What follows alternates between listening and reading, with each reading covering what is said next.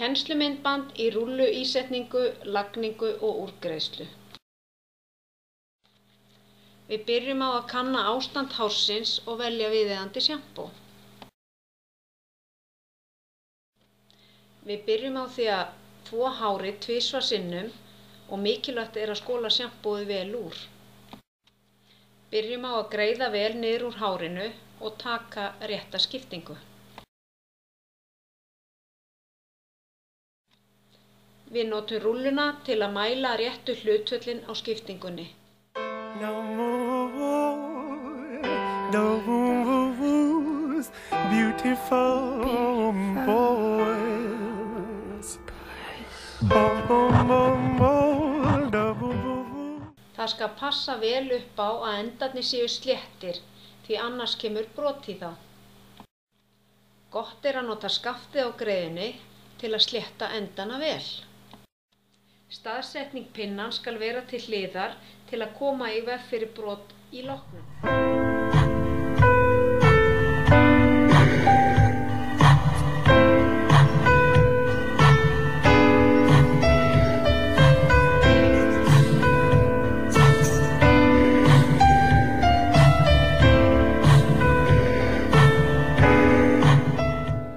Tökum rúllurnar út frá skiptingunni að framan, niður að eyrum sitthvoru megin í hliðunum.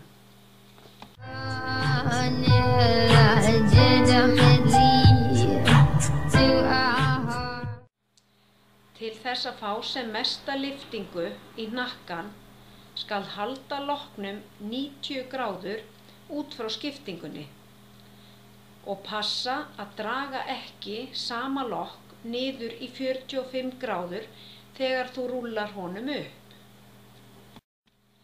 Mikilvægt er að múrsteinamönstrið haldi sér í upprúllinu og rangt er að draga rúlluna til hliðar. Þetta upprúll nefnist múrsteinamönstur.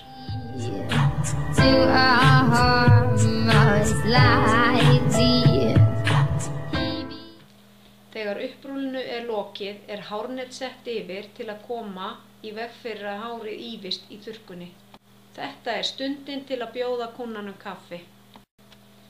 Biðtími fer eftir lengd og gerð hársins frá 14 til 40 mínútur.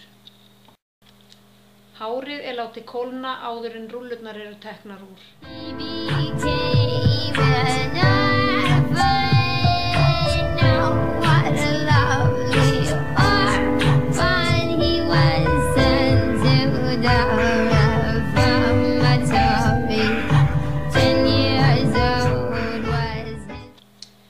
Svona brot getur myndast þegar pinnin er ekki settur réttur í.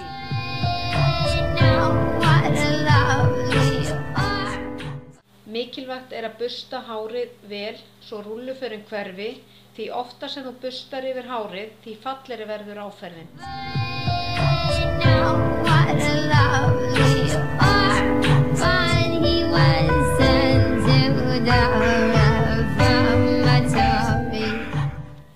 Til að greiðslan endist er gott að túpera hárið vel.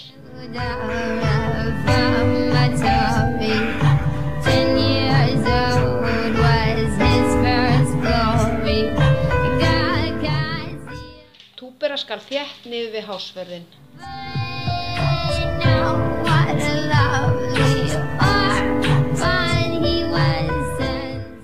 Bursta skal létt yfir hárið eftir túperinguna.